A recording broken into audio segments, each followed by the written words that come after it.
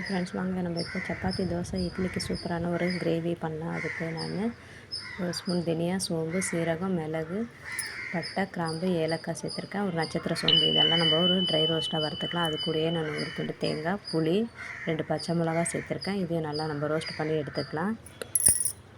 அது கூட பாருங்கள், ஒரு ஸ்பூன் வேர்க்கடலை, ஒரு ஸ்பூன் எள், இதையும் நல்லா சேர்த்து ரோஸ்ட் பண்ணி எடுத்துக்கலாம். இதெல்லாம் சூடு ஆறுனதுக்கப்புறம் ஒரு மிக்ஸி ஜாரில் சேர்த்து நைஸாக பேஸ்ட் மாதிரி அரைச்சி எடுத்துக்கலாம். அது கூட ஒரு கடாய் வச்சுருக்கேன். பட்டை, கிராம்பு, ஏலக்காய் சேர்த்துருக்கேன்.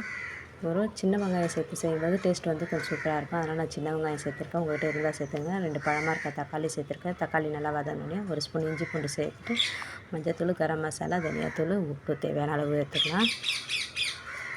கரம் மசாலாவும் ஒரு ஸ்பூன் எடுத்துக்கோங்க. நல்லா வதங்கினோடனே குடமிளகாவை கழுவி வச்சுருக்கேன். அந்த கேப்சிகம் இதில் சேர்த்துக்கலாம். கேப்சிகம் ஒரு 5 நிமிஷம் நல்லா வெந்த உடனே நம்ம அரைச்ச பேஸ்ட்டை சேர்த்துக்கலாம். பேஸ்ட்டும் நல்லா மிக்ஸ் பண்ணி எடுத்துக்கோங்க. உங்களுக்கு எந்த அளவுக்கு தண்ணி தேவையோ அந்தளவுக்கு தண்ணி வச்சுக்கோங்க. ஃப்ரெஷ்ஷாக இருக்க கருவேப்பிலை, கொத்தமல்லி சேர்த்துருக்கேன். அது கூட கொஞ்சமாக கஸ்தூரி மேத்தி சேர்த்துருக்கேன். நம்மளுடைய குடமிளகா கிரேவி சூப்பராக ரெடி ஆகிடுச்சு. நீங்களும் வீட்டில் ட்ரை பண்ணி பாருங்கள்.